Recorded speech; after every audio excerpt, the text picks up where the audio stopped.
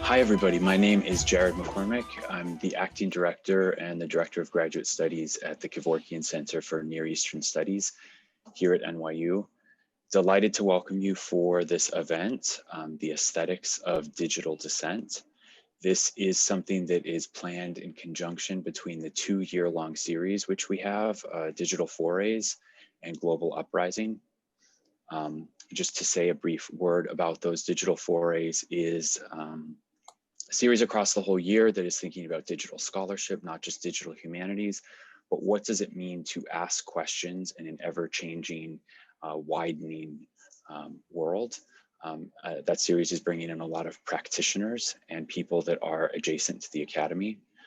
The second series, Global Uprising, is taking the Arab Spring 10-year anniversary as a departure point, but also thinking of the protracted, ongoing, widening issues of dissent around the world. And so this event and the one in the next week are a meeting of the two series, and one in which we are thinking also about visual culture in both of these. And my colleagues will paste some details on those events in the chat. So this event, in many ways, is trying to think about visual culture broadly defined as it relates to protest and dissent. As in the framing that we sent out, what types of imagery are being captured, circulated, and remade in these moments of conflict, and how do they travel from one site to another around the globe? What devices, channels, infrastructures allow or impede this? And really also what types of visual logic emerge across different locations, across time, that starts to morph and becomes the material for memes, for slogans, for graffiti. And what comes to mind is a year ago seeing pictures that friends sent from Beirut with slogans from Chile that were happening concurrently in different protests. And so in this event, we're going to be thinking about aesthetics. In the following event next week, it is Archiving a Revolution, Smartphones, Social Media, and Protest, many similar but other issues of capture, of archiving, and specifically on the smartphone. So I'm going to try to keep things very brief. I wanted to thank our co-sponsors, the NYU Center for Media, Culture, and History, GLOJO, the Global Journalism here at NYU, the Gray Art Gallery at NYU, and the Duke UNC Consortium for Middle Eastern Studies.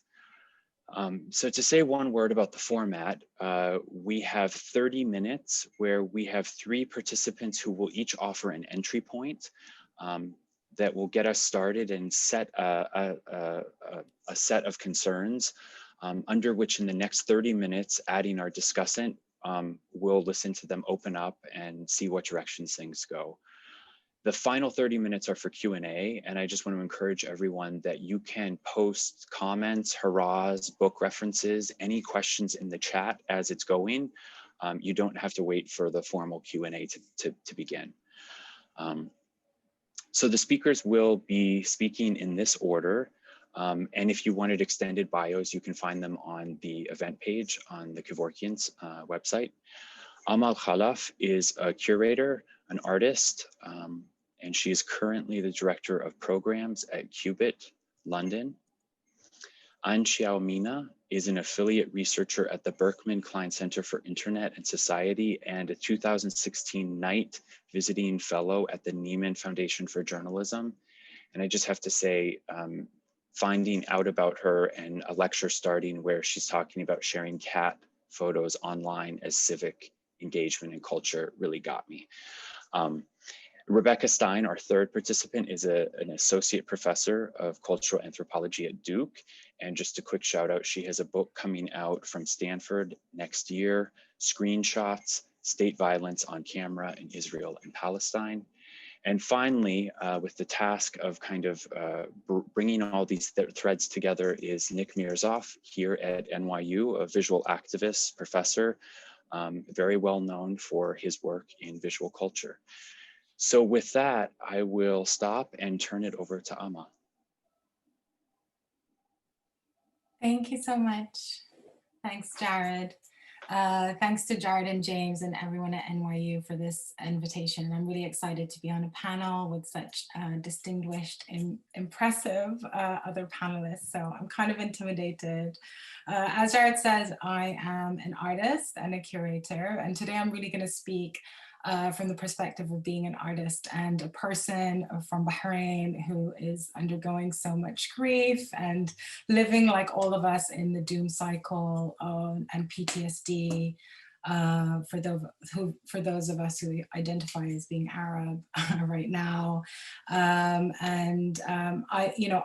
hold a very marginalized identity in the Gulf, being non-cis het male Sunni, and I'm really speaking from that perspective today. An article was shared that I wrote with all of you that I wrote in 2012, actually.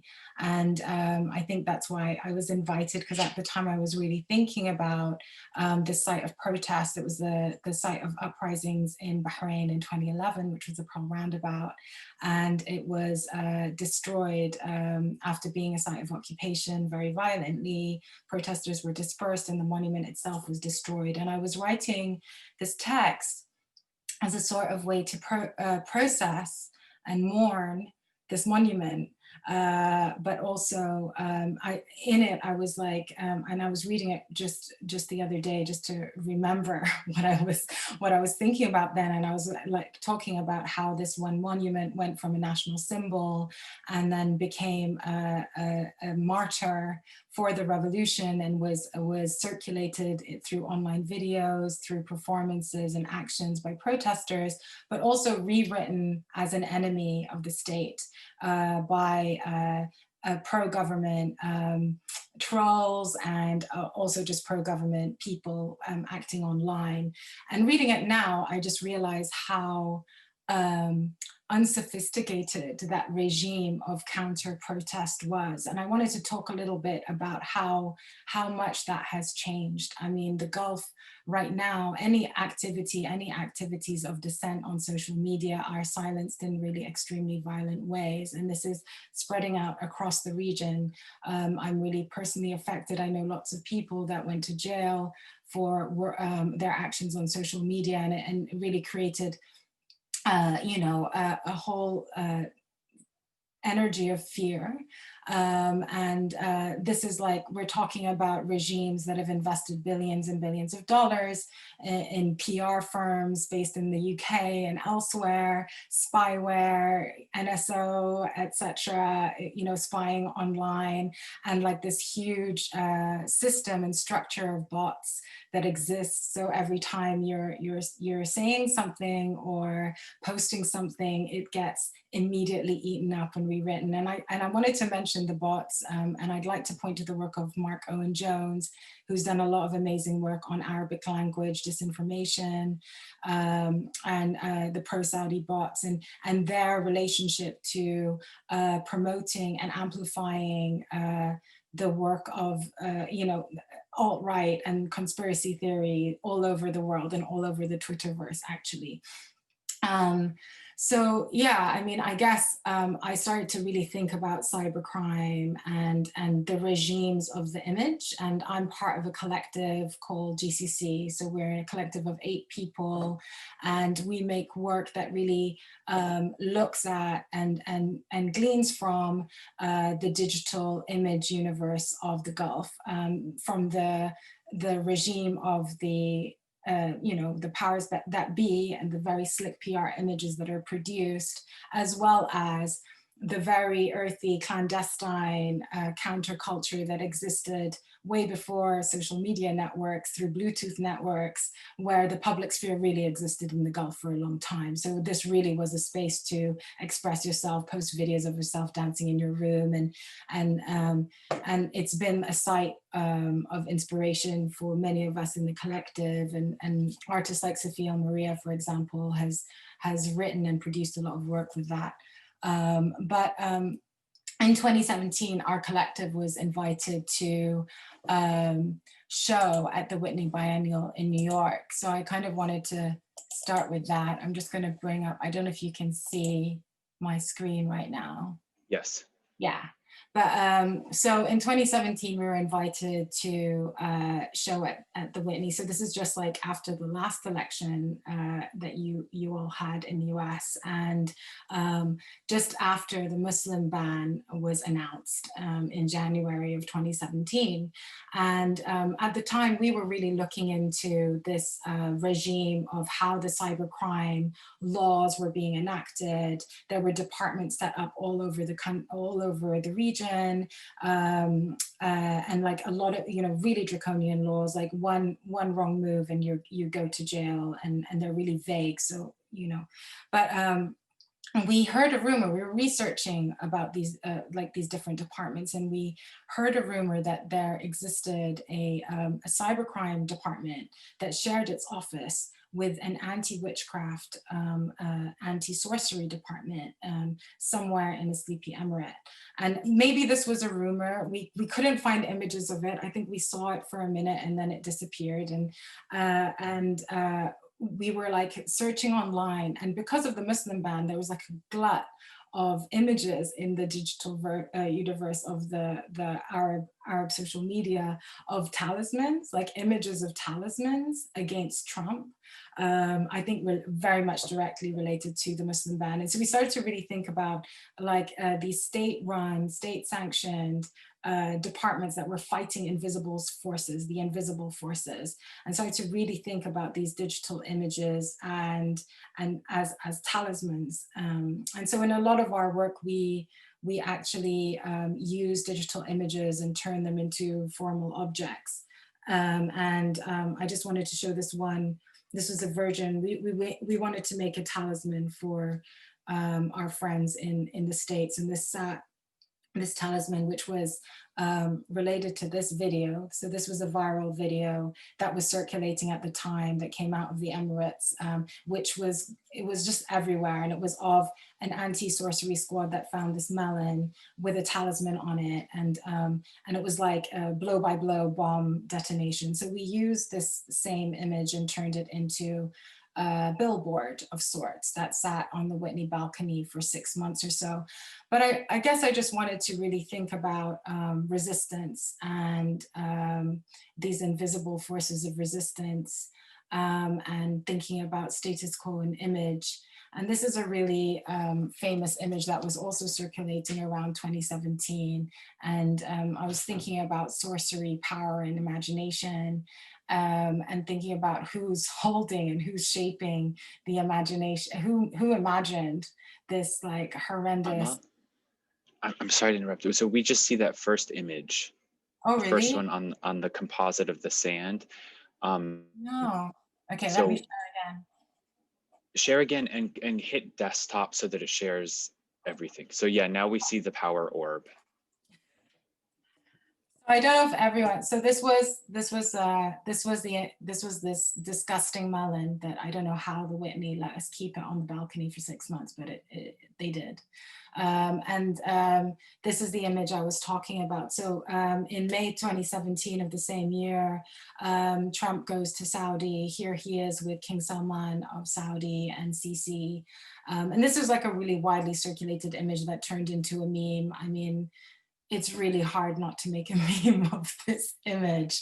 And I wanted to just think about, like bring to this space, just thinking about status quo and power and sorcery, and like what kind of spells they were making at the time that combined like the absolute repression, the absolute destruction, the reality that many people in the Arab world are living with now, which is like an absolute doom cycle. It really feels like doom time.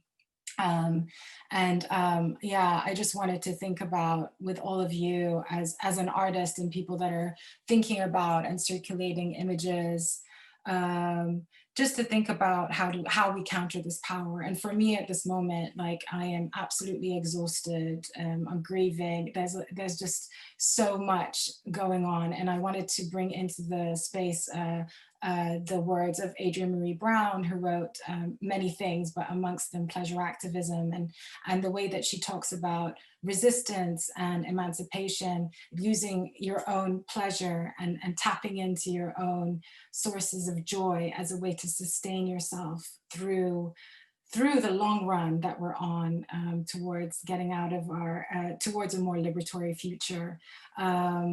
So yeah, my bomb and my interaction with social media right now and Dissent really is, I guess, like the spaces of queer Khaliji, Instagram and TikTok, of dancing, and of the spaces where people are still finding counter spaces and little publics online to exist and be and joy. And another reminder as we look at these three guys with their hands on that orb, that Saturday is Halloween. It's also a full moon. So let's use all of our power and sorcery and image making in this last stretch before the voting week next week. Thank you so much. That was very interesting, sorcery and spells and the full moon coming. So moving on to On. Great, thank you so much. This is a wonderful, wonderful work, Amal. And thank you to Jared, Nasser, and James for the kind invitation. When Jared reached out, I wanted to make clear that I don't have a background in Middle Eastern studies, but I think a lot about the kind of the role of memes in media in society. And so I hope some of my comments make sense in this context. The other thing to add to my bio is I work at a company called Medan, and we build software and tools for journalists and fact checkers. And Medan's history is actually, started in, many years ago, doing work in Egypt. And so I've been thinking a lot about this word Medan and what it means, and especially as we're coming up to 10 years now, since 2011. And so I've been thinking a lot about the role of public space, public squares. So I want to speak a little bit to that, because I feel like, in this particular moment in time, as Amal was saying, this moment of grief and doom and sadness, the very thing that we often turn to, 10 years ago, during moments of crisis, the public square, is now highly contentious. I've been thinking a lot about how we cannot gather in the public square right now in the same way, except when we're protesting. It's now largely a site of protest and contention, certainly in the United States, certainly in Hong Kong, certainly Lebanon, around the world, as we're seeing. And if we think about some of the trends over the past 10 years, it's almost as if the public space, the optimism of 2011, of Tahrir, of Zuccotti Park, of all these moments of gathering has steadily been taken from us. The optimism of the internet, the possibilities of social media, steadily being taken away. Comparing 10 years ago, the kind of techno optimism of that time versus now, it's really a striking difference, and it's worth noting. 2011, I was neither in Egypt nor New York. I was in China, and I was in Beijing. I was at the studio of Ai Weiwei, and so I was watching the kind of events around the world playing out. Was terrifying to actually see what kind of ripple effects I was having around the globe. And specifically in Beijing and in China, hundreds of protesters and potential protesters were arrested and detained, including Ai Weiwei, who was disappeared for 81 days. A number of activists were disappeared because the government and the authorities at the time were extremely nervous about how the waves of protest around the world were going to have an effect within China. And there was a lot of nervousness about the Jasmine Revolution, what was then called the Jasmine Revolution. Didn't really manifest. I do remember going to a public space in Beijing where there had been rumors of a protest for the Jasmine Revolution, and it was covered up by street cleaners. There are police everywhere. It was very much preemptively stopped. And so when I think about public squares and I think about public space, I think about these moments of contention. I think about the history of Tahrir, the resistance against British occupation in Egypt. I think about the Zocalo in Mexico City, how it was once the public square of the Aztec Empire, and when the Spaniards arrived, it completely overturned it and turned it into what it is today. I think about Tiananmen, obviously. I think about all kinds of public squares that have been sites of violence and protest and sites of contention and power. And so when we think about this moment of like the public square, we're debating the role of the internet as public square. I think in many ways, we're getting what we should expect, which is that public squares have always been these sites of contention, these sites of resistance, but also sites in which power is fighting, is kind of seeking to control that resistance, whether proactively, like what I saw in Beijing, or reactively, like we've seen in so many places around the world, and in really terrifying ways. And so it's worth noting then, as we think about kind of the images, the role of images, the role of the internet as a public square, how can we think about the possibilities here, both for resistance, but also to really anticipate the risks here. There, again, 10 years ago, I think a lot of rhetoric was about that the internet was a neutral space, that it was or that it was a space for liberation. But I think what we're seeing now is that it can actually be a tremendous place for violence. And so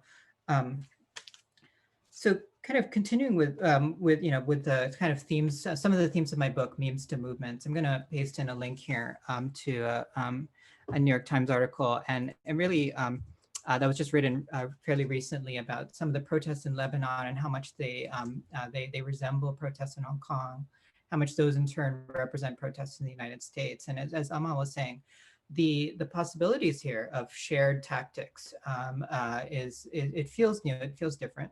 And certainly we were seeing this in 2011, the kind of tactic of occupation, of taking up space, and broadcasting on social media was something that was spreading. And now we're kind of seeing that accelerating. And it's been fascinating to see. And in my book, I look at that. I look specifically at how Black Lives Matter protests and Hong Kong protests and the umbrella movement were often sharing tactics or strategies, sometimes deliberately and sometimes just coincidentally, because they both occupy an attention economy.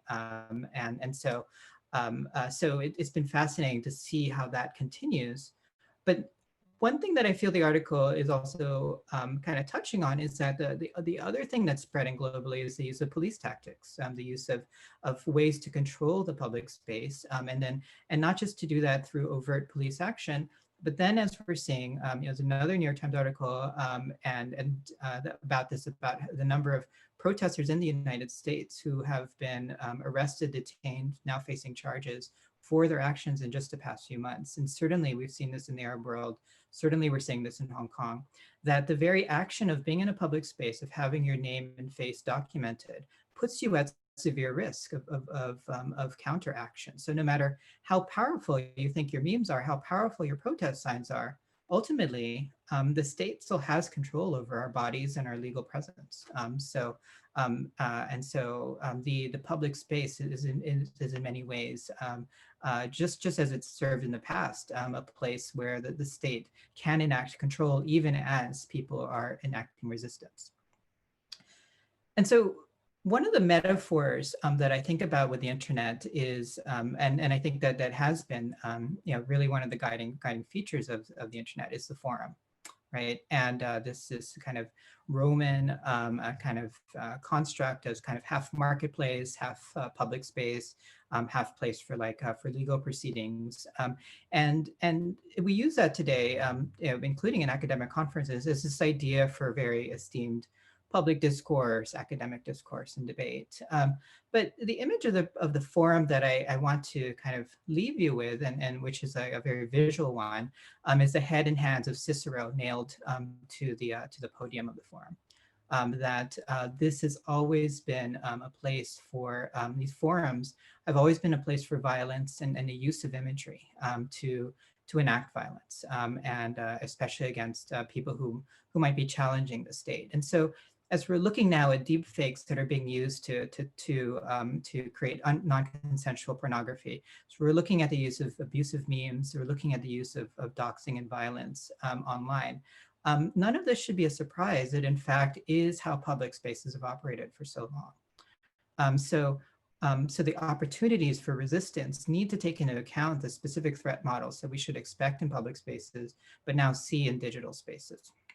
And so I want to just close with just maybe three observations about what might be different now as we're thinking about this next wave, this next century of the internet and the role of visual culture. In my book, I talk about this notion of the digital plaza, and because plazas throughout Latin America have always been places of street art, but they've also been places of military action, of counteraction to resistance.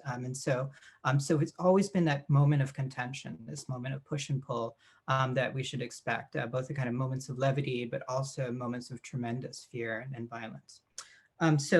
So one thing that feels different is that our public spaces are both private and public, and certainly that's been around since the days of the forum, which also doubled as a marketplace. But now our public spaces, our digital public spaces, are controlled by private entities that do interface with governments. They are not solely private. Certainly, it's the case in China. But in this day and age, governments from Brazil to Europe to California, which are enacting policies that seek to shape the public square, are affecting the digital plaza in a way that's both public and private. So we're seeing a major trend there where these things are interfacing. But what makes this complicated is that these forums, these digital forums, act in a trans-territorial way. So acts of resistance in California look very different from acts of resistance in Bahrain, in Hong Kong, et cetera, even if they're on the same platforms, because the consequences can be different for the people who participate, and whether for better or for worse. And then three is this notion of online offline. I think what we've seen is that since the days of Tahrir and since the days of Zuccotti and certainly now, is that the things that we express ourselves with online, whether they're visual memes or protest signs, people take pictures of those go online, and then when they're shared online, they then go back offline because people meme them, they recreate them. And so we live in this kind of online offline space. And so and then our online actions, as Amma was talking about, can have offline consequences. And so both of these things need to be taken into account when we're thinking about the effects of the public square. And so just to end, not on a such a negative note, we really are in this moment of contention, and I think in many ways we're opening our eyes to the reality that these spaces are neither neutral, nor are they automatically kind of liberatory. But at the same time, our public spaces can be liberatory. They do have the opportunity, but we have to go in with eyes open, I think, to the realities and the risks. And so Amma was talking about sorcery, and Jared was talking about cats. So I'll close with cats. And in my talk, in my book where I talk about cats, it's that cats had, as far as I can tell, they were the only religiously persecuted animals in history. And so, for the longest time, they're associated with witchcraft and by the Catholic Church, and they were seen as like the devil's instrument. And when witches were burned at the stake, their cats were often thrown in with them.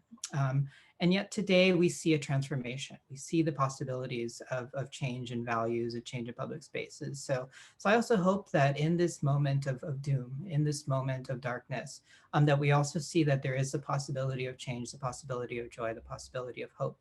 But we have to go in with eyes open and recognize that visual culture alone it can serve power, it can challenge power. And so we have to think about the structures we need to build to really support liberatory practice. So thank you very much. Thank you, An. And we're moving on to Rebecca, who has no pressure to continue the sorcery nor the cats. I wish I had either sorcery or cats, but I'm afraid I have neither. Thanks to everyone for the invitation today. I'm really thrilled to join the conversation. I would say that we've got some hurricanes going on here in North Carolina. We've got not the full on, but the secondary effects. So if I go dark, you'll know why. I'm afraid that I'm moving us out of the space of hope and the space of political optimism to think about. Today we're thinking about the aesthetics of digital dissent. I'm really thinking about counter aesthetics, and I'm going to take us into the work that I've been doing over the course of the last decade, which is to think about the relationship between militarism and digital culture in Israel. And I'm going to be thinking today about what we might call settler aesthetics, or the aesthetics of counterinsurgency on digital culture. These are logics that have very old colonial histories that I'm going to be talking about today, but they have proliferated in interesting ways in digital economies. And so that's what I want to think about. And what I want to trace really briefly in a rather different idiom and in a rather different scale than my colleagues whose talks I really enjoyed, is one small case, which is going to sound a little bit reminiscent from what we know of the Trump moment, which is the case of a conspiracy theory, of a settler colonial conspiracy theory, which, with the help of changing digital economies, migrated from the margins of the conspiratorial blogosphere, I would say the margins of the Zionist conspiratorial blogosphere, to really become the language of state in the last decade. So it's that migration. It's not QAnon, it's not at the scale of QAnon, but in a sense, the migratory pattern is quite similar, and that might be something we'll think about in Q&A. So I want to think about, and I'm going to try to share my screen here.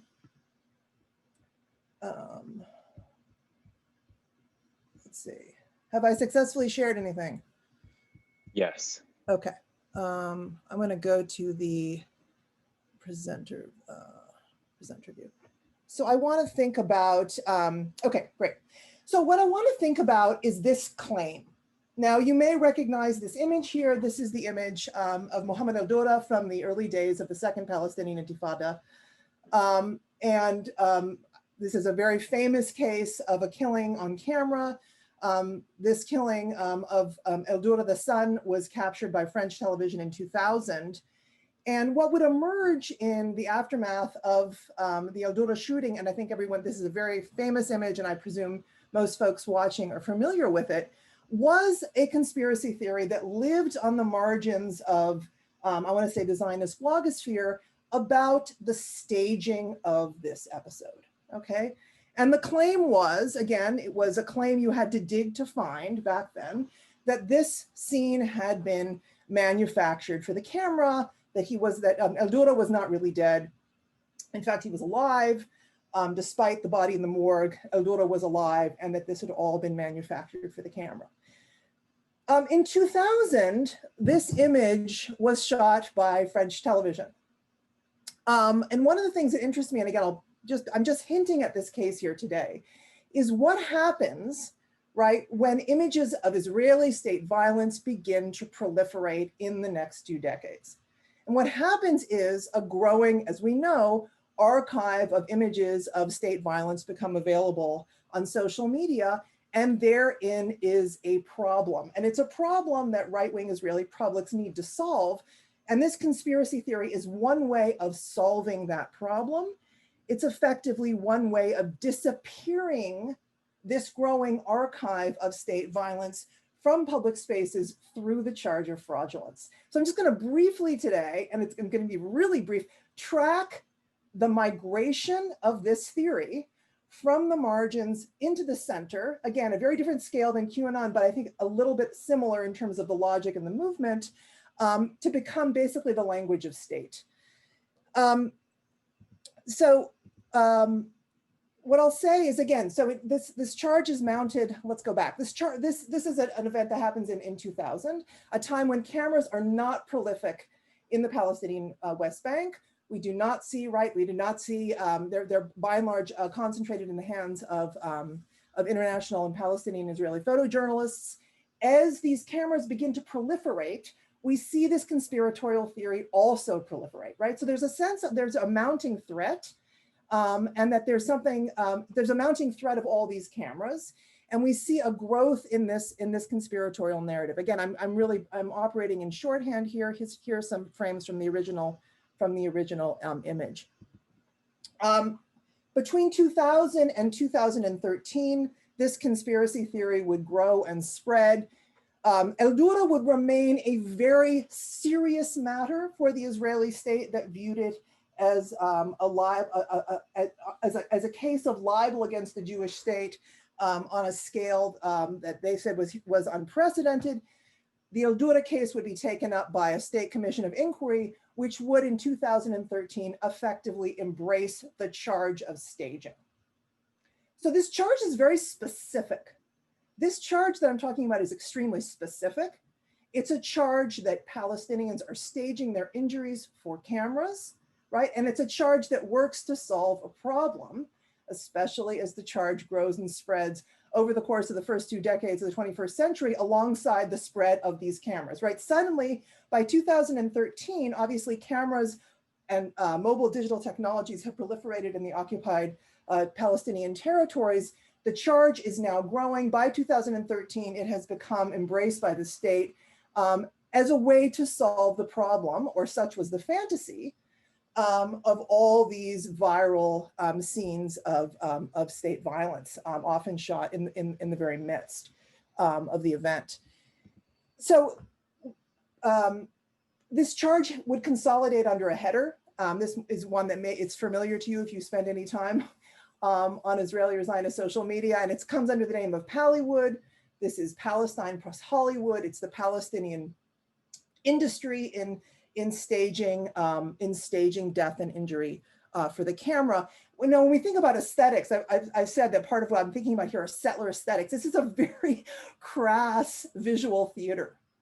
Now, these are older images, but it's still an extremely crass visual theater, which is something that we can think about. Partially has to do with the generation of folks, of bloggers, which is where who were at the helm of this project. But by 2013, again, this hoaxing narrative has been embraced as the language of state by a state commission of inquiry on El-Dura. In the same years, this narrative has started to become a very kind of mainstream way of talking about the problem of images of state violence that go viral. You'll recognize here Ahed Tamimi, if you follow Palestinian politics. The Pallywood charge has a very kind of literal flavor. It speaks in the language of theatricality and cinema about, again, staging these injuries for the camera. And again, these images are widely available. What's important about the migration of this narrative, here's one annotated scene. This is from a footage of a 2014 killing from Bitunia in the West Bank. Here the commentator is calling into question the veracity of the dead Palestinian body, whose the charge of playing dead would proliferate within this storyline. But here's the point that I'm making. I'm interested again in the migration of this storyline, in the function of this storyline, in solving a problem. And the problem is that suddenly you have this growing archive of images of state violence, often shot in their very midst, where once they were sort of constrained by the media ecology of the West Bank at a time when photojournalists were the only ones holding the cameras, now these images have proliferated. So this conspiratorial narrative, which has grown between 2000 and 2014, is an attempt to evacuate the visual field, that's the fantasy, of the problem of Israeli perpetrators and Palestinian victims. That's the fantasy that the conspiratorial narrative tries to solve. Of course, this is a very, very old colonial storyline. The natives aren't there, right? So this is a very, very old colonial story, this dream of a disappearing act, but it's been modified to suit the terms of the new digital ecology. Just to say, I'll end with Benjamin Netanyahu, who is a very Trumpian figure, to say that this it also lives under the language of fake news. This conspiratorial storyline, which is one that's been taken up by Netanyahu in a very Trumpian vein. So I think just to close, again, we're thinking about the aesthetics of digital dissent. This project on digital militarism, which was the subject of my previous book with Adi Kunzman, was partially an attempt to temper some of the recalcitrant techno-optimism that emerged in the wake of 2010. It was to say, yes, these tools have this powerful liberatory function, but when we look at them, especially from the vantage of the settler colonial state, we wanted to try to complicate this narrative. I think we have a much richer sense in scholarship and from artistic practice, as the last two panelists have said, about the kind of short-sighted nature of our early celebration of what seemed to many to be almost the organically liberatory capacity of these digital tools. But this project was an attempt to provide a little bit of a sober reminder from the vantage of the Israeli colonial present. Thanks. And Jared, I'm done. Okay, great. Thanks so much. So just stop sharing when. Okay, sorry. No, you're good. Thank you so much. So I'm going to turn it over to Nick for his comments. Hey, everyone. Thank you so much, everybody, for really interesting presentations. I was invited not to give a traditional academic response, which is just as well, because I never do. I would just instead to just kind of have to think as if we were in a social movement, to think of this as a kind of a breakout group or a working group, and to think about the different perspectives that each of you have brought here. And we could, I'll begin, and then we can just do a go round in which each of us can kind of respond to what everyone else has said, and then we can open it up, I think, to the rest of the room, because there's so much of work in play and what everyone has said here. And, you know, we're situated in a moment where my social media constantly reminds me that 9 years ago I was in Zuccotti Park or Occupy Washington Square Park, which flourished briefly for a while. And I feel very strongly that I'm on the verge of another probable social movement where we will almost certainly have to be in the streets for weeks, if not months, to either protest or to try and enact the result of the upcoming election. Those are very different spaces to be in, obviously, where we were claiming space and claiming to occupy New York City. That was the declaration that was put out 9 years ago, to the likelihood of direct action in order to enforce the highly limited protocols of what passes for democracy in the United States. And I want to think in the relation here that we're in a moment also where in Chile, we've seen recently the possibility of actually claiming constituent power, as Negri and others would put it. That is to say, the possibility to create a constitution, that the street protests that began in 2019 have actually led to a referendum and to now a reconfiguring of the Constitution of Chile itself. But as my Chilean friends will immediately remind me, that didn't begin in 2019, it began in 1973 or 1972, or whenever the moment of the aggressive resistance to the Allende regime began. So a 10-year time frame that many of us are thinking about here may be a very short one, particularly, and then when we think of Rebecca's highlighting of the Israel-Palestine conflict, we're thinking there obviously of many decades. And that I think that should give us then a sense of some scale to work against. I want also to remember that very recently, one of the key figures in Occupy Wall Street, David Graeber, passed away, probably from COVID or COVID-related condition. And one of David's mantras was to say that the constituent power on our side was the constituent power of the imagination. And to think, and that is, I think, particularly important to think about imagining a future which is not dystopian. From Trump to Netanyahu to Hong Kong, what we're seeing circulated so widely now is a dystopian future in which there is, to quote Margaret Thatcher, no alternative. And I think it's what the work that we've seen today does is to offer possibilities. against that. And yet today we've also seen Jeremy Corbyn expelled from the Labour Party in Great Britain for his alleged anti-Semitism, with one of the most ridiculous judgments that I've seen in a very long time by a supposed party of the left, in order to accommodate itself to the discourse coming out of the Middle East about how relations to anti-Semitism must be configured. We've seen at NYU in recent days a Zoom meeting like this that was discussing Palestine closed by Zoom preemptively. Didn't even happen. So that when each of our presenters warned us that we shouldn't take this as a utopian space, I think we're pretty clear about that now, and for good reason. And when in 2010 or 11, when I was thinking of the Gulf, it was very much something outside my everyday realm of experience. But if you're at NYU, the dog of NYU is wagged by the tail of NYU Abu Dhabi, which exerts a visible and palpable presence within the institution. And we've seen just in this last several days that the UAE has collaborated with the United States and Israel to refurbish the checkpoints between the West Bank and occupied territories and what Palestinians call the 48, the state of Israel. And that's a very troubling convergence, it would seem to me. And so then when we're trying to think of counterpower that we claimed by occupation 10 years ago, 9 years ago, maybe now we now need to think beyond the limited configuration of public space that we used to call the public square. I think of the way that what we thought of as our chant, whose streets, our streets, was used by the fascists at Charlottesville and by the cops in St. Louis after the first round of Black Lives Matter protests in 2014. In other words, it's an open question, and it's a question of contestation.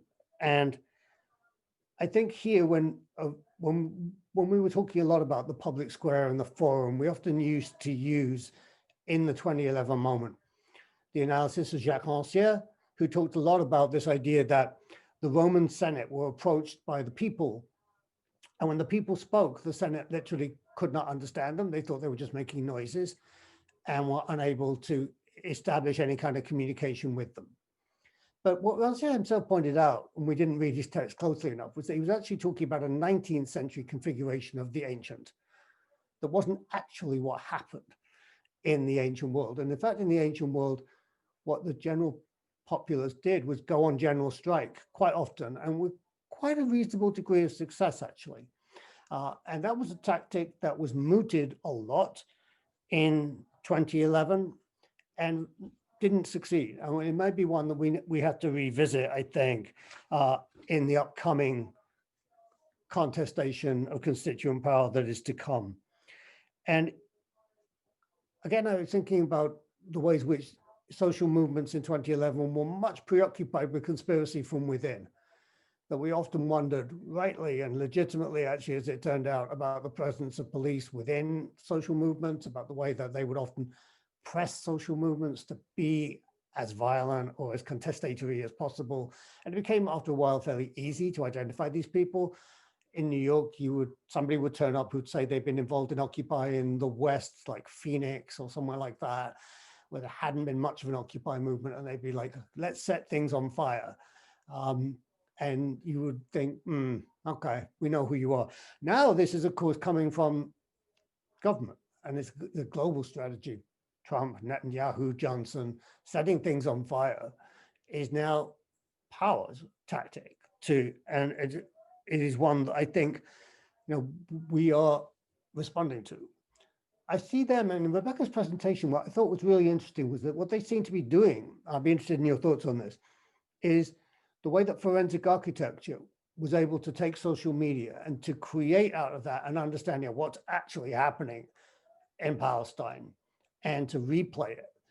And I was thinking about Amal using the Whitney as a platform, and of course Forensic did that in the biennial last year, where they were able to show a film about Warren Kanders and the use and his manufacture both of tear gas, but also of live ammunition that was fired at the Great March of Return in Gaza. And that forced Candace to step down. But the Whitney's still functioning in the way that the Whitney always does. And one has to ask to what extent we impacted that. It seems now then that power is aware of the ways in which our tactic, as it were, our chants, our modes of assembly, our modes of deploying things on social media could be used, in fact, to reinforce constituent power.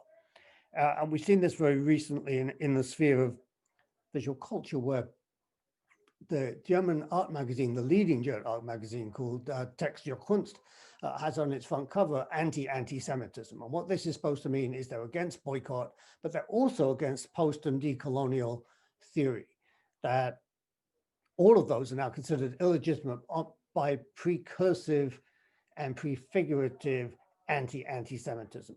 So this, if you were a person who is pro-Palestinian, or if you're Jewish, but you don't wish to be configured under the rubric of anti-Semitism, you have no space, you have been erased, you have been cancelled. And I think that violence that you all three spoke about in very compelling ways, I think is perhaps the common theme that emerges here, that it has been the social movements who have been and continue to be accused of violence, anarchism, setting things on fire. And yet it is very clearly state power that has been the predominant use of violence, and metaphorically and literally and verbally, on and offline, as put it, and those things are always closely related. So these are just some responses, as it were, as I might do if I were facilitating. And why don't we just have a go round? We have a certain amount of time available for the four of us to discuss. If there's time left at the end, then we can kind of bat things back and forth. But perhaps we'd just go in the same order that people presented. So Amal, if you have any response to any of those ideas, or indeed to Anne and Rebecca's presentations, the floor is yours.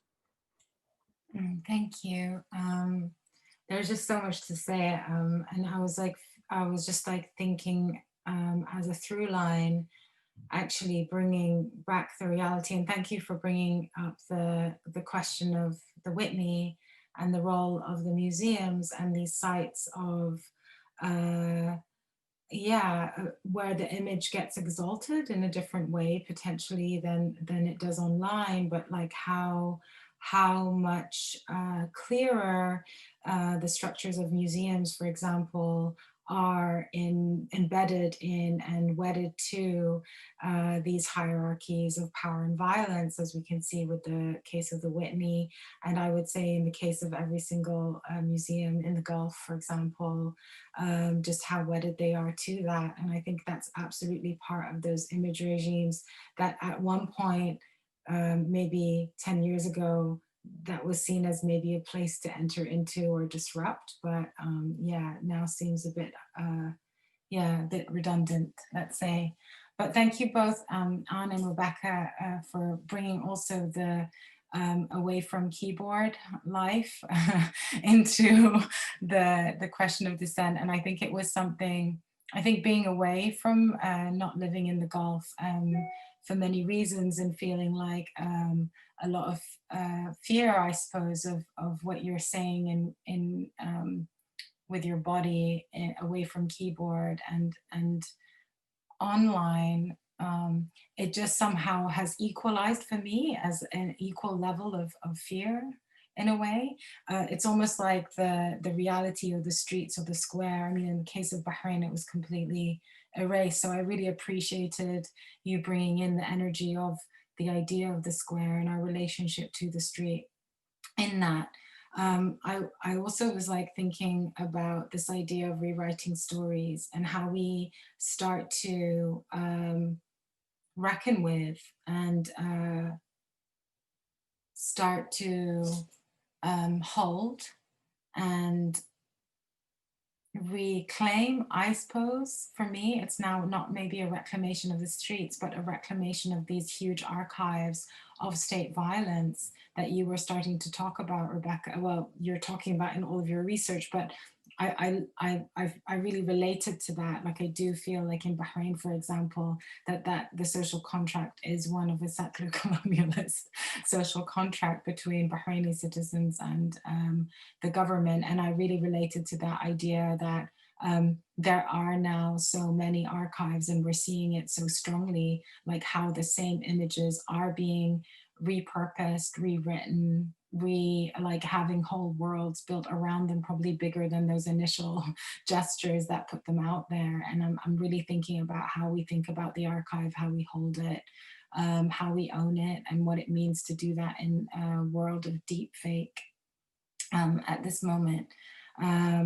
I wanted to just put something out there as well, just something I've been thinking a lot about, which is opacity and illegibility in the online world. And it's something that comes up a lot in art theory discourse, and just thinking about how hypervisibility, you know, as someone that was participating online in 2011 and 12, and really had to retire from social media for a while because it was so harrowing. But I was thinking about illegibility and opacity as a strategy and a tactic, and what that means in terms of furthering, you know, this next stage, as we're like, as Nick, you were saying, we're about to go out onto the streets, whatever that means right now, again, and what does that mean? How do we use the tactic of opacity in this context when we want to still talk about and point to things, but need to remain safe? And I just think that there is so much power now in that. And I'm just thinking about what structures we have available to do that. Anyway, just some first thoughts, but I hope we can just chat. That's very cool. Anne, would you like to pick up? Yeah, absolutely. And thank you, Nick, for the summary and kind of your provocations. And I think one thing I wanted to kind of pull from, and you know, kind of drawing also from this theme of opacity as well, is one thing I appreciated, Nick, when you talked about you know, the situation in Chile is reminding us about the scale of decades. And I think there's a tendency, especially with people studying social media and technology, to think in the scale of years, or even like quarter by quarter, because that's often structurally how we think about social media, right? It's like, I'm going to put out this tweet and it's going to go viral right now. And then for the companies themselves, you know, they're reporting their quarterly, you know, quarter over quarter kind of results, right? And so the very structures by which we think about technology kind of promote very, very short-term immediate thinking. But this notion of opacity and of kind of decades of thinking, right, is that an action you could have taken 10 years ago is with a completely different technology environment is now could be a threat to you now. I've seen activists being rounded up for stuff they did years ago because some things they posted, a meme they posted, something that looked innocuous back then is now highly dangerous. And so the internet actually creates a kind of permanence to our lives that we're not quite prepared for, I think. That archives as well can be highly dangerous and destructive, even while they're essential to preserving history and preserving his records of resistance. And so, the most recent protests in the United States and in Hong Kong, there's this practice of blurring out your faces, blurring things out, right? But who knows if a future technology will render that kind of useless anyway? I'm not sure, but we often have to think in the scale of decades. But that's also a moment for opportunity and hope. I often think about when we look at media histories, like the role of radio, the role of television. There's always this kind of moment of, I think it was Adam Gopnik, I forget who at the New Yorker was saying, with a new technology, there's kind of three modes. There's like kind of the ever, you know, the never better camp, the better never camp, and the ever was camp.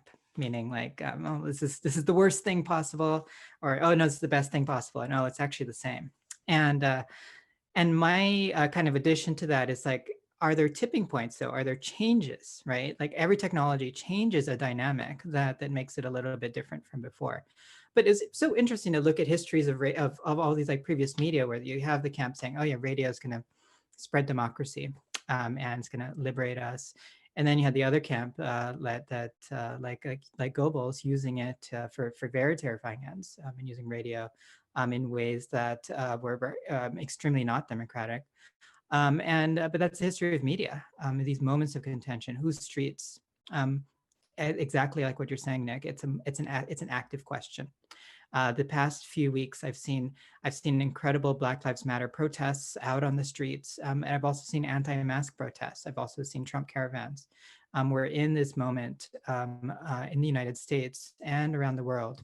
We're saying, whose streets are these? Whose internet is this? Is it conservative bias on the web, or is it active disinformation on the web? Is it whose voices get to be heard? Whose algorithms get to do the amplification?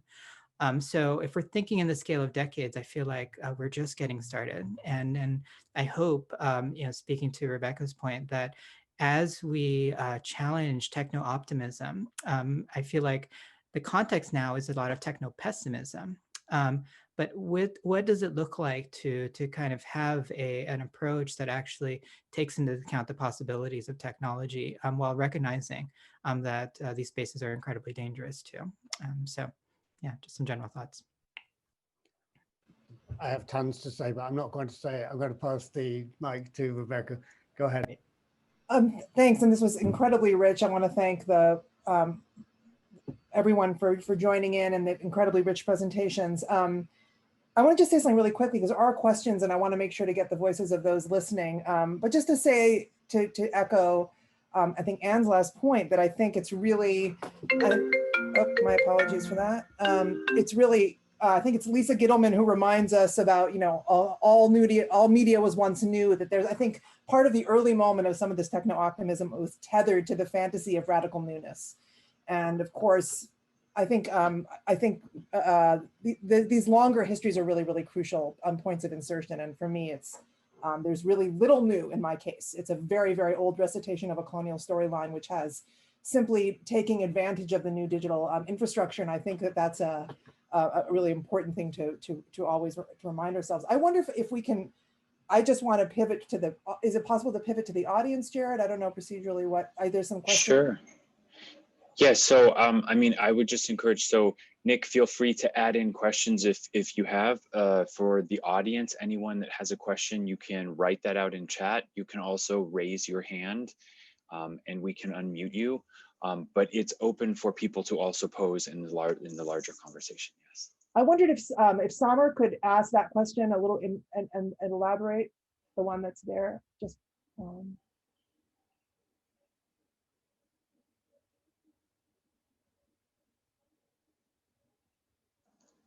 I mean, maybe I could say a little bit about this question of Palestinian death. Folks, it's on the chat. The question is, could I speak a little bit more about the problem side that images of Palestinian death, Israeli violence posed to the state? I'm thinking about ways images of Palestinian death have circulated in ways that are ineffective in furthering the Palestinian liberation struggle. Why does the state see these proliferation of images as a problem? They're not always a problem, right? The spectacle of Palestinian death is also a solution. It depends on the historical moment. I think there's nothing singular about the image of Palestinian death for the state or for right-wing publics. It can be a site of celebration, but when it produces a body of perpetrators, Israeli perpetrators alongside it, or clearly, then I think it's when this disappearance act through the language of faking becomes incredibly important. And again, very, very old colonial storyline is the ways in which the story of fraudulence can produce an inversion. In this conspiratorial narrative that I'm talking about, it's very, very familiar to us, I think, from other contexts, whereby the violence, even of a dead body, right? Even the specter of the Palestinian dead body in these archives, you've all talked about archives, right? These archives of Israeli state violence, they're proliferating, shot by Palestinians under occupation, often in the midst of their bombardment by Israel, right? That the Palestinian body in the conspiratorial logic figures as the dead Israeli body, the body of the state. That's how the story goes. The story goes, in faking injuries for the camera, what the dead Palestinian body actually figures is the demise of the Jewish state. That's a kind of remarkable logic. And it's quite, it's quite consistently rehearsed. So I think what interests me, and again, it's a very old story. What interests me is the uptake of that and the ease with which that slippage then becomes popularized and actually necessary. Because imagine, again, as the archive proliferates, as the archive of state violence proliferates, the narrative, the disappearing act where you disappear the Palestinian body, replace it with the body of the Jewish state, becomes all the more urgent. So that's, I'll cede my time now. I'm good. So I see a question here is about the general question about affect and digital spaces and dissent, and that might connect some of the comments that people were making, because I mean, in people's responses, there's a kind of connection of museums, archives, and spaces of popular protest, and thinking about those over time and over periods of time. One think about in Fanon, the presence of the comic book as a place where people are taught how to be racist. But then I think of the comic book as a highly hegemonic form in contemporary cinema, right?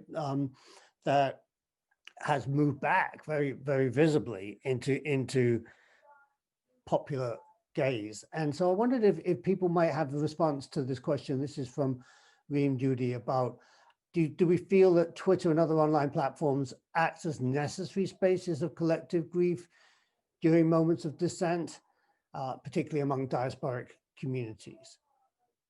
Anyone would like to pick that one up? I think I can offer some general thoughts to Reem's question. I think in general, I love this question of diasporic communities. I think one thing that's often missed when talking about the potential of the internet is that we live in this time of historic migration, as this time when people do not live near where they may have grown up, near their family, near their loved ones. And so I guess I'll ask, I'll kind of respond in a kind of two-part way. It's like one, I think there are necessary spaces for collective grief during moments of dissent, absolutely. And so especially amongst diasporas, especially amongst indigenous communities whose lives and whose land and livelihoods are often split up geographically. And so the digital spaces play a key role for this. And it's actually, in my view, one of the examples of why our discourse around echo chambers is very limited right now, without taking into account power. Echo chambers seem like a bad thing, but they're actually very important for marginalized communities to have spaces for grief, to have spaces for emotion, affect, sharing of stories and remembrance, because people have been torn apart. Families have been torn apart by climate, by capitalism, by migration patterns, etc. Part two, though, is Twitter the right place? Is Twitter in particular the right place? That's where I'm less convinced, because Twitter itself it's kind of has the semblance of privacy for a lot of people who may not be as aware of it, but it's actually quite public, and so I think more people are now aware of its publicness. And Twitter itself is kind of, at least until the last few weeks, is kind of designed around virality. So kind of expressions of grief can be taken out of context, can be used and reshaped into other narratives. And so, and we see this all the time, especially with, as Rebecca's talking about, the posting of images of violence can be used as much for expressing grief as for, or can be what I often think of as a dark remix to further a different narrative, right? So is Twitter itself the right place? I think that's debatable. But what's clear to me is that we do need these spaces for grief and sadness, and certainly now in the era of COVID, where we just don't have as much of a kind of public space anymore to come together. Do any other presenters want to chime in on this theme? I'm just saying, I find this question really rich. One of the things I was thinking about when Anne was talking just there was the counterpoint with the absence of any collective or even partial space for mourning around COVID. and the extraordinary absence of collective or even individual mourning that has been forced upon us by the epidemic, and the ways in which one might counterpose that with, John Berger in late essay talked about the Palestinian ethic of undefeated despair, which I took to be his translation of Samud, and that people draw resistance from that, and that this is spread through conversation, but also through drawing and through other forms, and that so much of what seems to be happening now from the state is an attempt to prevent us from mourning, that mourning is in itself pathologized, that to mourn would be to already place yourself outside the sphere of the state, because you should not mourn, that what you should mourn are the diminutions of white supremacy. Those are the agent, the things that call us out, and that the death of actual people from the epidemic has somehow become entirely erased, and erased very quickly. And so the speed of the present dying, and it has now become a footnote. You have to try and call attention to it. One of the things I'm noticing is that social media, my social media, for example, no one's much interested anymore in the numerics and the spread and the kind of, so that it seems like mourning runs into this problem of fatigue, that people become bored with being upset, or that they don't have a rhetoric in which now to express it. And perhaps that's because perhaps the online forum isn't yet fully adapted for that. And I think, that maybe I have been to Zoom memorials for people, and they have been actually quite effective in the kind of go around format that we're doing here. But when you're kind of at a webinar memorial, it's extraordinarily flat and difficult to kind of engage emotionally, it seemed to me. I wonder if anyone else had any thoughts on that. If I can actually just jump in, there's two questions. Could we go to Shireen, and after Shireen, Ryan has a question, and then we'll flip it back.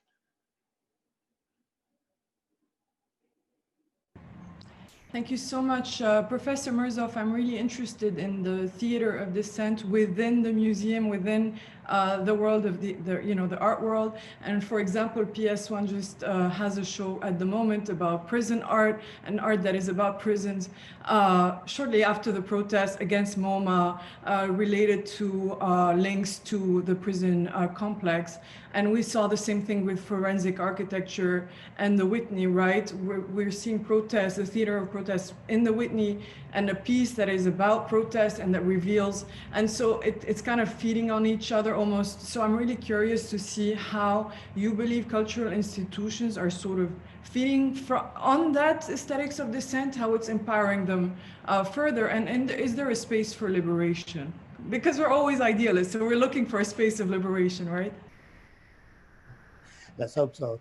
I mean, I think Amal could chime in on this too, obviously, but you took, just so people know, Shireen here is referring to the exhibition Marking Time, which is a PS1 that's been curated by Nicole Fleetwood in collaboration with artists who are part of the system of mass incarceration, excuse me. And some of the artists have been incarcerated, some are still incarcerated, and others are working in collaboration with mass incarceration. One of the most striking little factoids that came out of that exhibit is that in the United States, 213 million people have direct contact with the world of mass incarceration. In other words, someone they know in their family or in their immediate, what we used to call first degree of separation is involved with mass incarceration. So this is perhaps the most universal exhibition that we have ever seen in the United States, in a way that museums infamously claimed in their 2002 declaration to be universal museums. And what that meant was, we're going to keep all the stuff that we took and we're not giving any of it back, sorry. Except that they weren't sorry at all. At the same time, I think what we're also seeing is the kind of transformation of the museum into a space of direct protest. There's been remarkable actions in Europe recently where Africans and African diaspora people have been going into places like the Musée Quai Branly and museums in Belgium and just literally picking up African art objects and walking out with them, or trying to walk out with them. And most of the custodians in those spaces are themselves of African descent. So they have very mixed feelings about this. And there are videos you can find online that document this, that this attempt to, in other words, to move from a discussion about what goes on inside the museum to saying the museum is in and of itself an agent of colonialism. And that we're needing now to think about not just reconfiguring what happens outside in terms of the monuments, but repatriating and restituting human remains amongst many other things, and then considering and moving towards a structure of reparations. And that then is an undoing. That's an undoing of, you know, we talked about aesthetics at the start of this. Fanon had a lovely expression where he talked about the aesthetics of respect for the established order. And the established order is incarnated in the museum. So what I think Fleetwood's exhibit does is it's a potentially transformative project where she's saying, we're going to actually take this question of opacity that someone was mentioned earlier on, that the mass incarceration is the obvious example of that in the United States through the state system, that people are rendered invisible. But through this project, you can in fact re-render people visible and start a collective discussion. I don't want to talk too long, but there is also a visualizing abolition project that I recommend to everyone at the University of California, Santa Cruz, that's coordinated by Gina Dent and Angela Davis and Rodney D.G. Kelly, and all these amazing people are thinking through all of this issue. So I recommend people that. Amal, would you like to pick up on this? Thank you so much, Nick. And and for the question, I don't know this exhibition, and I wish I had access to that. And I think that there are really exciting conversations happening right now. But I do believe that a museum is just one of those institutions that just cannot be decolonized. It just is. It is. And I feel like it's just one of those things that needs to decompose in its own way. And I've been thinking a lot about all of the things, all the death rituals that are happening now. Thank you so much for that question on mourning. I think like there's just so many lumps in my throat that it's really hard for me to even start to be articulate around it. But I have been thinking about what's happening in museums and you know, the work that I do at the Serpentine, for example, has always been about like thinking about, is there a possibility to have a liberatory, emancipatory practice within these types of institutions? But I think we're at a moment now where it's very difficult to say that that is possible, and that we have to enter a space of thinking about decomposing violence within these structures, and I think creating something new. So maybe attempts like this exhibition, which might be doing that within the exhibition, is still doing that within the framework of these violent hierarchies. And I feel like, yeah, I just feel this energy of decomposing, and I'm like feeling it in so many structures that we're entering into, and this what's we don't know what's happening and we don't know what's next is something that I feel is weighing on anybody working within museum structures or in arts organizations, visual arts organizations that kind of use those colonial models.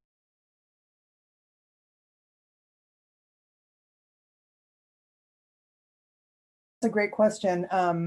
And I'll refer you to my book for more discussion. But in brief, you know, the Ministry of Foreign Affairs historically was the ministry responsible for the Brand Israel campaign in Israel. They were among the early ministries to take up social media as a public relations tool. It sounds like you know about that history. And I would say anecdotally, I mean, I commented with interest as an ethnographer to ask less, what are they doing well and what are they doing poorly? And more, what is it a symptom? I have a little bit of a different reading strategy. I was very interested. I spent some time when they failed to Google me and let me in their offices in 2010, when they had this, and 11, when they had incredible optimism about the Arab uprisings and what it would mean for their social media pages in Arabic. So there was this dream that's finally that Arabs who were unable to speak to Israelis would suddenly come out of the woodwork. And so there was the Ministry of Foreign Affairs has its own interesting history of optimism about being a bridge.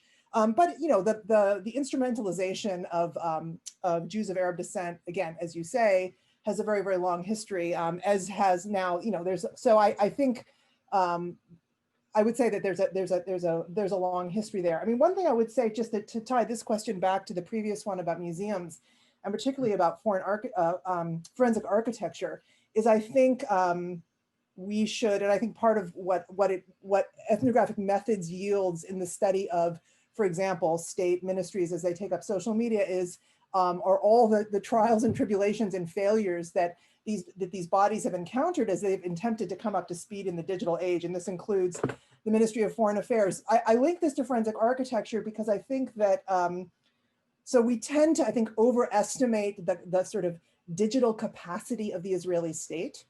And I think in a way that overestimation of their capacity mirrors a little bit of I think a little bit of the hubris that I see in forensic architecture's modes of technological engagement in the museum spaces. And I would just say anecdotally that there's a lot of pushback to what forensic architecture is doing among activists, anti-occupation activists in Israel and Palestine, because of course, while they are, I think they make very powerful claims about the ways they are inverting state optics, right? By kind of redeploying drone footage against the state.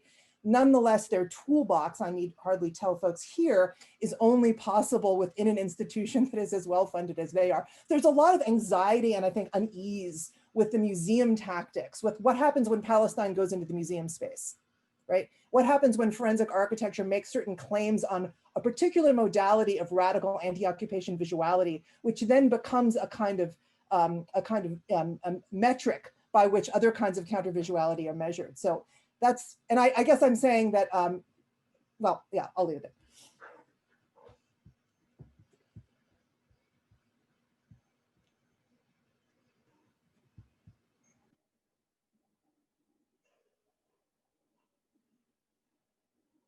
We have a question here from Omar, and yesterday we, in Problems and Methods, one of the courses here in the Kevorkian Center, we were reading, Nick, your piece from 99 Visual Culture, and we had a conversation about the sublime.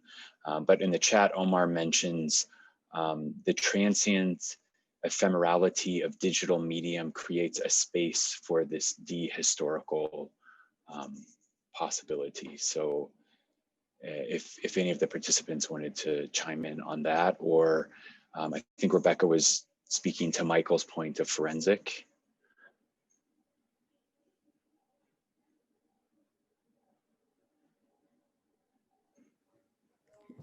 I guess maybe, yeah, maybe I'll just chime in with one question and kind of provocation here, which is I'm not convinced that the kind of digital space is necessarily transient or ephemeral. Any kind of visit to archive.org is a good example that that many things are archived. That the things we do online, you know, the internet has long memories. And so I think in many ways what we're seeing is a kind of the plethora of information, the possibility of generating multiple narratives out of the same kind of set of information is probably what is contributing to dehistoricization more so per se than ephemerality. This talk, for instance, is being recorded. The chats here get logged by Zoom. Those go into servers. Who knows if they'll ever be deleted? And so much of our actions actually are have a permanence, even though we are engaging in oral discourse. So we're not used to this kind of permanence actually as people, as creatures. And so in many ways, it feels like the act of the and sorry to use a museum word, but the act of a curator or an editor to help us make sense of this actually becomes disproportionately more important given all the things that are going on. So certainly some things are transient. Of course, it's always the things that we're trying to look for, like that one email I can't find, that seem to disappear. But it's all the things that we don't want to disappear that seem to always be online, like that embarrassing photo, right? So it's complicated, right? I don't think it's just ephemeral. I think it's just difficult to navigate. So I do think this makes it super important for the cultural historians and curators and such to talk about and to help us make sense of what's going on. And the problem is, of course, that the more culture curators you have, the more narratives you have. And so we are in this moment of narrative contention. Like, what is the story of now?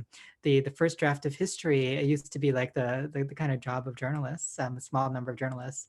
But now so many of us can write that first draft. And so you need curators for the curators. And so I don't know where I land on this, but yeah, definitely it's very hard to kind of recognize and understand history given the plethora of information.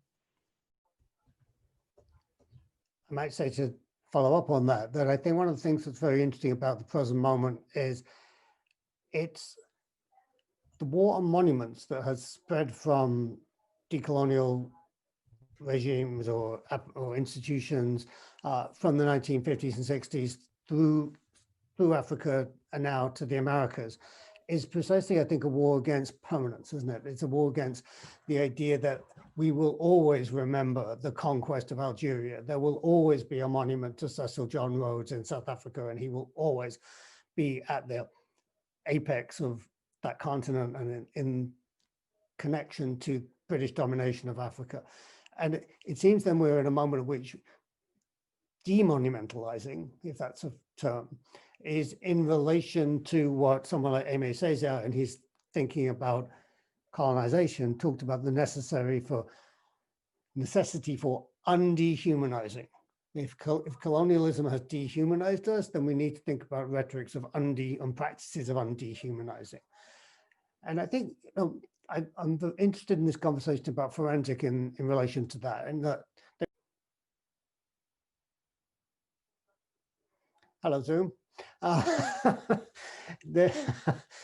That goes almost perfectly to Anne's point, I think. But just to go back to the train of thought about forensic, that they were originally, I think, thought of themselves very much as an online project, and then became a museum project. At which point, yeah, the funding and the kind of the claim to truth and so on suddenly seems different than it felt before, and it will be interesting to bring them in and to have a conversation with them and think about, well, how do they feel about their positioning in relation to that now? That it was a small group and now it's a substantial group of people, and it's a project that claims a certain kind of centrality. And I'm aware of what Rebecca is talking about, the frustration that some people on the ground feel about the work that they're doing. That said, they've also been able to kind of move the piece down the board to an extent in thinking about the archive of social media as one that can be used against itself in that context. So I'll leave it at that. But thank you for all these questions, everybody.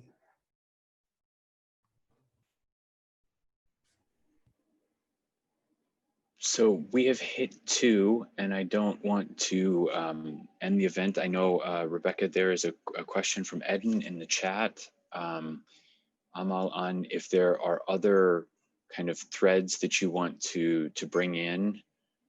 Nick, any last comments? I think I might just add that. Yeah. Why don't we look at this question from Eden? So the question, I'll just read it for those that might not see it. Thinking about the state conscription of social media to justify Zionist settler colonialism. Has this conscripting of social media by anti-occupation activists been effective in any way? Does it merit analysis while still resisting the liberatory tale of social media? Can the anti-occupation use of social media undermine the Zionist echo chamber? And if we're all part of closed off virtual political echo chambers, how can we think about the internet as holding potentiality for resistance? And if I may just extend this, maybe just to all 3 of you, all 4 of you, maybe ending on that because this question has kind of come up, this question of the potentiality of resistance in the internet at this moment as we look 10 years forward. Thanks for that question. And I'm in I'm facing wind resistance, another kind of resistance here. So I just lost my internet for a second. So if I go out, it's not because I don't want to talk to you, it's because I'm in a hurricane zone here.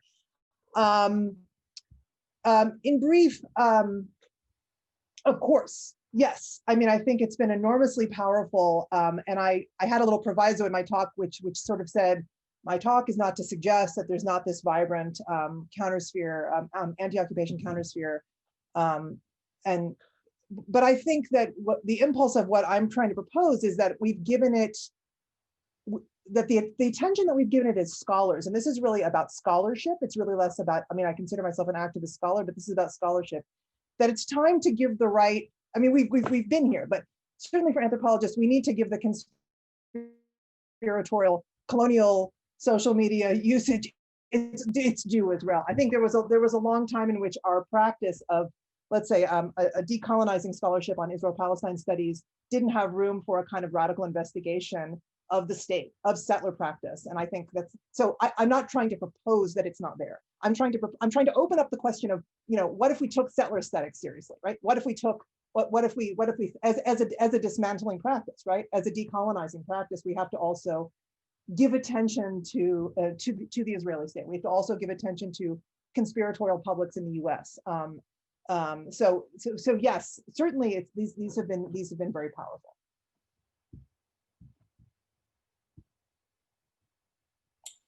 I was just thinking also about this question that you posed about 10 years in the future, and thinking about this like kind of maze of echo chambers that you're mentioning in your question, Aidan. And I was thinking about actually all of the, I'm always thinking about like who's not centered, and you know, when we're talking about change and this like hope for the future, I'm always thinking about the people that are best placed to restructure or rethink and redesign what the new systems that are more emancipatory or liberatory for everyone should be, are those that are absolutely excluded from them right now. And I'm thinking about everybody that aren't, there are so many bodies and there are so many people that are not in these chambers and do not have access to these spaces right now. And I feel like potentially that may change. And I'm thinking, well, it will change. It is coming. Yeah, so I'm just thinking a little bit about now, and that maybe as more people are joining these conversations, and we're shifting these social networks and growing these social networks, maybe there's a way they're going to be pushed to their breaking point by those that have been excluded from it up until now. So yeah, I guess, I don't know what if that's hopeful, or, but yeah, I'm thinking about that as maybe where we're going. Yeah, and just, you know, if we think about the past 10 years, it feels like we started with a tremendous amount of techno-optimism. And we're ending these 10 years with a tremendous amount of techno-pessimism. Both of these do not accommodate for the possibilities of agency. Both of these attitudes do not accommodate for the possibility of change, of activism, of resistance. And so we have to resist both of these narratives. We have to recognize that we can shape online discourse through the work we do online, but we can also shape our online spaces themselves. We can shape those politics. We can push for better care of our public spaces. And so in this moment of grieving, of death, of tremendous fear and change is also an opportunity. And I hope that for everyone that we bring joy into this resistance, that we do not lose those opportunities for happiness, health, healing, and that we take the next 10 years to take agency over our public spaces. That's going to be the most critical if we want like true justice in this world. And that was very beautiful. And I would just add one final thought, which is,